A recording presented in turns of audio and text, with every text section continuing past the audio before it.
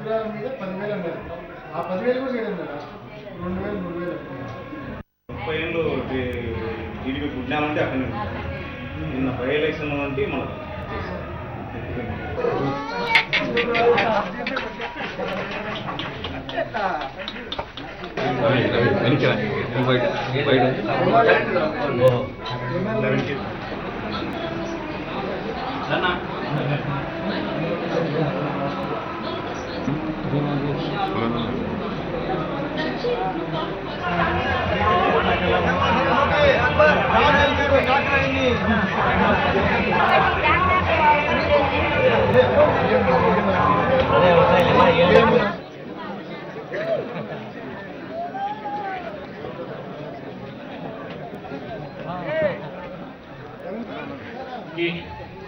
అలాగే కడప మేయర్ శాసనసభ్యులు స్వాతంత్రం వచ్చి 70 ఏళ్ళు అయినా కూడా మన వెనుకబడిన ప్రాంతం రాయలసీమ, మరి ముఖ్యంగా మన వైఎస్ఆర్ జిల్లా.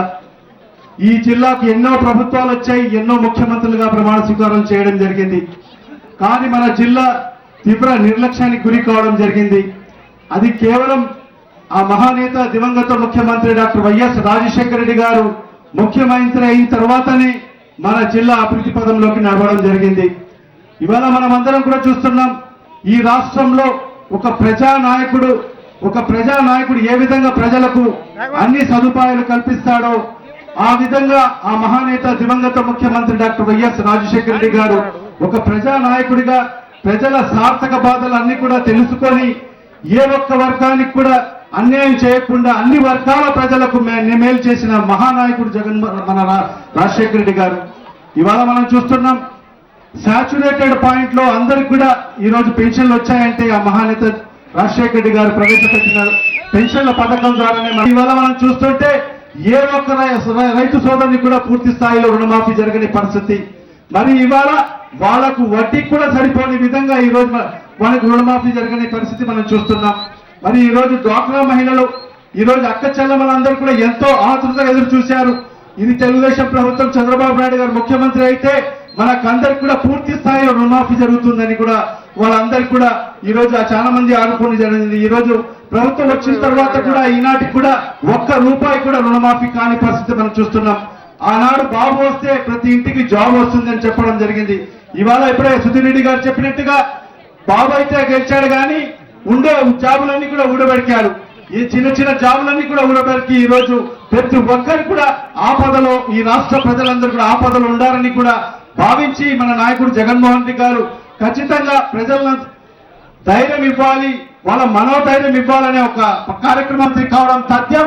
మన అందరి కష్టాలు తీరుతాయని కూడా ఈ ధైర్యం మనం అందరికీ కూడా తెలియజేసుకుంటూ ఈ గడప గడప కార్యక్రమం మనం దిగ్విజయంగా సాగుతుంది ఖచ్చితంగా. ఎందుకంటే మనం గడప గడప కార్యక్రమంలో ప్రజలు కూడా మనకు అనుయాయ స్పందన వస్తుంది ప్రజల నుంచి కూడా. ఎందుకంటే ముఖ్యంగా పని చేయాల్సిన అవసరం ఉంది. మన నాయకుడు జగన్మోహన్ రెడ్డి గారి నాయకత్వాన్ని బలోపేతం చేయాల్సిన అవసరం ఉంది. 2019 సంవత్సరంలో ఖచ్చితంగా మన నాయకుడు జగన్మోహన్ రెడ్డి గారిని ముఖ్యమంత్రి చేసుకుంటేనే మనకందరికి కూడా మేలు జరిగే అవకాశం ఉన్నాయని కూడా తెలియజేసుకుంటూ, మూడని వ్యక్తి ఒక్క అబద్ధం మాట్లాడితే ఈరోజు రాష్ట్రానికి ఆయన ముఖ్యమంత్రి అయ్యాడు. ఇదే చంద్రబాబు నాయుడు కొన్ని వందల అబద్ధాలాడి ఈరోజు అధికారంలోకి వచ్చి 2.5 సంవత్సరం అవుతుంది. రాష్ట్రంలో ఉండే రైతు సోదరులు కానీ, రైతు కూలీలు కానీ, వ్యవసాయదారులు కానీ, ప్రతి ఒక్కరిని, వ్యాపారస్తులు కానీ ప్రతి ఒక్కరిని ఈ రాష్ట్రం నట్టేట ముంచడం జరిగింది. ఈ రాష్ట్రానికి ప్రత్యేక హోదా కావాలని వెంకటేశ్వర స్వామి సన్నిధిలో మోడీ గారు నాకు 15 ఏళ్ళు కావాలని కోరిన వ్యక్తి ఈ రోజు నాకు హోదా వద్దు, ప్యాకేజీ కావాలి, నా కొడుకు, నా బంధువర్గానికి, నా పాలకవర్గానికి ప్యాకేజీ లాగా ఇంటికి డబ్బులు కావాలని కోరుకునే వ్యక్తి ఈరోజు చంద్రబాబు నాయుడు. నిజంగా ముఖ్యమంత్రి చంద్రబాబు నాయుడు చేసిన కుట్రపూరిత పనులు ఈ రోజు మనం అందరూ ప్రజల్లోకి అబ్జర్వ్ చేస్తూనే ఉన్నాం. ఈ రోజు మన నాయకుడు జగన్మోహన్ రెడ్డి జిల్లా 8న దివంగత డాక్టర్ వైఎస్ రాజశేఖర జయంతి రోజున గడప గడప వైఎస్ అనే కార్యక్రమం చేపట్టడం జరిగింది. ఈ రోజు ఆ కార్యక్రమం చూస్తున్నాం. ఏ ఇంటికి మీద ఏ అక్క చెల్లెలు కానీ, ఏ అన్న కానీ, ఏ తమ్ముడు కానీ వాడు పడుతున్న బాధలు మనం చూస్తున్నాం. ఖచ్చితంగా మనకు ఒక మంచి సువర్ణ రోజులు వస్తాయి. దివంగత డాక్టర్ వైఎస్ రాజశేఖర ఏ విధంగా 2004 వరకు పోరాటం చేశాడో, 2004 నుంచి 2009కి ఏ విధంగా సువర్ణ పరిపాలన ఉందో, ఖచ్చితంగా 2019లో జగన్మోహన్ రెడ్డి రాష్ట్రాన్ని ముఖ్యమంత్రి అవుతాడు. ఖచ్చితంగా సువర్ణ పరిపాలన మనకు అందుతుందని తెలుసుకుంటున్నాం. వైఎస్ఆర్ కాంగ్రెస్ పార్టీ కార్యక్రమం వైఎస్ఆర్సీపీ ఈ కార్యక్రమం చేపట్టినప్పుడు ప్రతి గ్రామంలో మండలం నుంచి ప్రతి కార్యకర్త ప్రతి నాయకుడు ప్రతి గ్రామానికి వచ్చారు. నిజంగా ఈ కార్యక్రమాన్ని ప్రతి ఒక్కరూ వాళ్ళ ఇంట్లో కార్యక్రమం, ఇంట్లో శుభకార్యం ఉంటే ఏ రకంగా అందరూ కలిసి ఐకమత్యంగా కలిసికట్టుగా ఏ రకంగా అయితే అందరూ ముందుండి చేస్తారో అదే తరహాలో ఈ మండలంలో ప్రతి గ్రామంలో అన్ని గ్రామాలకు సంబంధించిన కార్యకర్తలు నాయకులు ప్రతిరోజు ఉదయాన్నే కార్యక్రమం మొదలు కాకముందే వస్తారు, అయిపోయేంత వరకు ఉండి వెళ్ళేవారు. నిజంగా తొండూరు మండల కార్యకర్తలకు ప్రతి గ్రామానికి సంబంధించిన కార్యకర్తలకు నాయకులకు శిరస్సు వంచి ప్రతి ఒక్కరికి పేరు పేరున ధన్యవాదాలు తెలుసుకుంటున్నా, కృతజ్ఞతలు తెలుసుకుంటున్నా. వైఎస్ఆర్ కాంగ్రెస్ పార్టీ పైన ఇంత ప్రేమాభిమానాలు ఆప్యాయతలు మీరు చూపించినందుకు ప్రతి ఒక్కరికి ధన్యవాదాలు తెలుపుకుంటున్నా.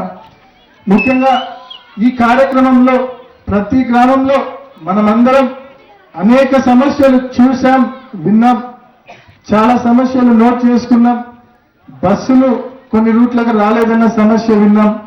ఎస్సీ కాలనీకి పోతే మీటర్ల సమస్యలు మనం విన్నాం.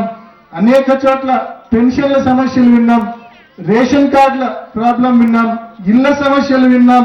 ప్రతి గ్రామం కూడా సమస్యల నిలయంగా మారింది ఈ చంద్రబాబు నాయుడు గారి హయాంలో. అంత అన్యాయంగా ఉంది వాళ్ళ పరిపాలన. ఆనాడు మనందరి ప్రియతమ నేత డాక్టర్ వైఎస్ రాజశేఖర రెడ్డి గారు ముఖ్యమంత్రిగా ఉన్నప్పుడు ప్రతి పథకం కూడా సంతృప్తి స్థాయిలో అమలయ్యేది. ప్రతి పథకం కూడా అడిగినంత మందికి ఇచ్చే పరిస్థితి ఉండేది. రేషన్ కార్డులైనా అదే పరిస్థితి ఉండేది, పెన్షన్లైనా అదే పరిస్థితి ఉండేది, ఇల్లైనా అదే పరిస్థితి ఉండేది.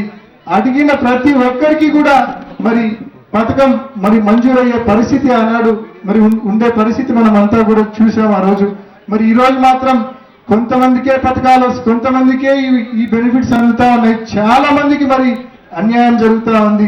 ప్రతి దానికి ఈ కమిటీ మెంబర్లను ముడిపెట్టి పరిపాలన సర్వనాశనం చేసింది తెలుగుదేశం పార్టీ. ముఖ్యంగా ఈరోజు చాలా మంది బీసీలకు బీసీ లోన్లు రావడంలా, చాలా మంది ఎస్సీలకు ఎస్సీ లోన్లు రావడంలా, చాలా మంది ఎస్టీలకు ఎస్టీ లోన్లు రావడంలా, చాలా మంది మైనార్టీలకు మైనార్టీ లోన్లు రావడంలా. అంతా ఈ కమిటీ మెంబర్ల చేతిలో. నిజంగా ఈ పథకాలన్నీ కూడా పూర్తిగా నిర్వీర్యమైపోయిన పరిస్థితి మనమంతా కూడా చూసాం, గమనించాం, విన్నాం.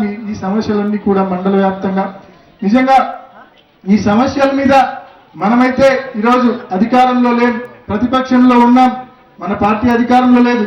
అయినా కూడా మనమంతా ఈరోజు మండలం అంతా తిరిగి సమస్యలు విన్నాం. కాబట్టి చిత్తశుద్ధితో ఈ సమస్యలను తీర్చేందుకు కృషి చేస్తామని చెప్పి మాత్రం మీ అందరికీ గట్టిగా తెలియజేస్తున్నాం. చాలా చోట్ల రోడ్ల సమస్యలు కూడా చెప్పారు. యాదవారి పల్లె వాళ్ళు అయితేనేమి బోడువారు మరి ప్రయత్నం చేసినా అవి జరగకపోతే మనం అధికారంలోకి వచ్చిన వెనువెంటనే ఈ కార్యక్రమాలు చేసి తీర్తామని చెప్పి మీ అందరికీ గట్టిగా హామీ ఇస్తున్నా. ముఖ్యంగా పెన్షన్లకు సంబంధించి ఇవాళ నేను మీ అందరికీ తెలియజేస్తున్నా. మరి ప్రతి గ్రామానికి మరి రవణ ద్వారా రామణన్న ద్వారా ప్రతి గ్రామానికి ఒక అప్లికేషన్ ఫామ్ పంపిస్తాం. జస్ట్ ఎవరికైతే పెన్షన్ రావడం లేదో వాళ్ళ పేరు, చిరునామా, కింద సంతకం వస్తే సంతకం రాకుంటే వేలు ముద్ర వేసి పంపిస్తే అవన్నీ తీసుకొని లోకాయుక్తకి వేస్తాం, అంటే కోర్టుకి వేస్తాం. ఖచ్చితంగా కోర్టు ద్వారా అయినా సరే ఈ కమిటీ మెంబర్ల వల్ల మనకి ఏ అన్యాయం అయితే జరుగుతా ఉందో ఆ అన్యాయాన్ని కనీసం కోర్టు ద్వారా అయినా సరే మనం అడ్డుకునే ప్రయత్నం చేయాల్సిందే. కాబట్టి ఆ ఫామ్స్ కూడా తెచ్చాను, రాసి కింద సంతకం పెడితే చాలు. ఈ పేజీలో నెక్స్ట్ పేజీలో జస్ట్ చిరునామా, అడ్రస్ రాసిస్తే చాలు. మరి మిగతావన్నీ మరి మేము ఫిల్ చేసుకొని మరి కోర్టులో కేసు వేస్తాం. మన దౌర్భాగ్యం ఏంటంటే మన ప్రాజెక్టులకు మనం నీళ్లు తెచ్చుకోలేకున్నాం. ఎందుకు తెచ్చుకోలేకున్నాం? ఒకే ఒక కారణం, మన కాలువలు ఇంకా వైడనింగ్ పూర్తి కాలే. ఆ దివంగత నేత ప్రియతమ నాయకుడు రాజశేఖర రెడ్డి గారు పోతిరెడ్డిపాడు హెడ్ రెగ్యులేటర్ ను 11,000 క్యూసెక్కుల నుంచి 44,000 క్యూసెక్కులకు ఆనాడు పెంచాడు. ఆ రోజు పెంచేటప్పుడు తెలంగాణకు సంబంధించిన నాయకులు, కోస్తలాంధ్రాకు సంబంధించిన నాయకులు అన్ని రకాలుగా అడ్డుకున్నారు. అయినా కూడా వాళ్ళందరినీ ఒప్పించి వాళ్ళందరినీ మెప్పించి మరి రాజశేఖర రెడ్డి గారు పోతిరెడ్డిపాడు ఎస్సీలు సరిగ్గా 15 రోజుల్లో మనం గండికోటను నింపుకునేంత పరిస్థితి. ఢిల్లీ కేంద్రంగా మరి ధర్నా చేపట్టడం మనకు తెలుసు. అనేక సార్లు బందులు చేశాం. మరి గుంటూరు దగ్గర దాదాపు 8 రోజుల పాటు ఆమరణ నిరాహార దీక్ష చేశారు. ప్రత్యేక హోదా కోసం అనేక కార్యక్రమాలు మరి మండల స్థాయి నుంచి రాష్ట్ర స్థాయి వరకు అనేక కార్యక్రమాలు, ఢిల్లీ స్థాయి వరకు కూడా మన పార్టీ చేసింది జగన్మోహన్ రెడ్డి గారి నాయకత్వంలో. మరి ఈరోజు ప్రత్యేక హోదా వస్తేనే మరి ఉద్యోగాలు వస్తాయనేది ప్రతి ఒక్కరం నమ్ముతున్నాం. అదే ప్రత్యేక హోదా వస్తేనే సాధ్యమని చెప్పి ప్రతి ఒక్కరం నమ్ముతా ఉన్నాం. నిజంగా ప్రత్యేక హోదా వస్తే పరిశ్రమలకు అనేక రాయితీలు వస్తాయి కాబట్టి పెట్టుబడులు వస్తాయి. ఎప్పుడైతే పెట్టుబడులు వస్తాయో ఉద్యోగాలు వస్తాయి. కాబట్టి మరి ప్రత్యేక హోదా వస్తేనే మన పిల్లలకు ఉద్యోగాలు వస్తాయనే విషయాన్ని ప్రతి ఒక్కరు గుర్తుపెట్టుకోవాలా. ఇది జగనన్న సమస్య కాదు, ప్రతి ఒక్కరి ఇంటి సమస్య. ఈరోజు ప్రతి ఒక్క ఇంట్లో నిరుద్యోగం ఉంటారు. ప్రతి ఒక్క ఇంట్లో 8వ తరగతో 10వ తరగతో చదివే పిల్లోడు పాప ఉంటారు. వాళ్ళు పెద్దవాళ్ళు అయితే వాళ్ళకి ఉద్యోగాలు రావాలా. ఎలా వస్తాయి ఉద్యోగాలు? పరిశ్రమలు వస్తేనే ఉద్యోగాలు వస్తాయి. పరిశ్రమలు ఎప్పుడు వస్తాయి? ప్రత్యేక హోదా వస్తేనే పరిశ్రమలు పెద్ద ఎత్తున మన రాష్ట్రానికి పంపుతామని చెప్పి వాళ్ళ తల్లిదండ్రులకు వాణిస్తారు. ఇంత సిగ్గులేని మనిషిని, పనికి వాళ్ళ మనిషి మనం ఎక్కడా చూసిందాం. ఒక ముఖ్యమంత్రిగా సరిగ్గా 4 రోజుల క్రితం ఏమన్నాడు? ప్రత్యేక హోదా ఇవ్వకుంటే యుద్ధం చేస్తాం, ప్రత్యేక హోదా ఇవ్వనంటే మా రక్తం మరుగుతా ఉంది అన్న వ్యక్తి ఈరోజు నెల తర్వాత ఏమంటున్నాడు? ప్రత్యేక హోదా పేరెత్తితే మిమ్మల్ని జైళ్లకు పంపిస్తామంటాడు. ఎక్కడన్నా ఆయన నెల క్రితం మాట్లాడిన మాటలకు నెల తర్వాత మాట్లాడుతున్న మాటలకు ఎక్కడైనా పొంతన కుదురుతా ఉందా? అసలు ఇంత అన్యాయమైన నాయకుడు, ఇంత అన్యాయమైన ప్రభుత్వం మరొకటి ఉంటుందా? మనమందరం కూడా ఆలోచించాలా. ఆ రోజు తెలంగాణ విభజనప్పుడు కూడా, మన రాష్ట్ర విభజనప్పుడు కూడా ఈ ప్రాంతానికి వస్తే మనకు రాష్ట్రం సమైక్యంగా ఉండాలా, మనకు చాలా అన్యాయం జరుగుతుంది అంటాడు. తెలంగాణకు పోతే నా లేఖ వల్లే తెలంగాణ వచ్చిందంటాడు. ఇంత అన్యాయమైన నాయకుడు మరొకరు ఉండరు.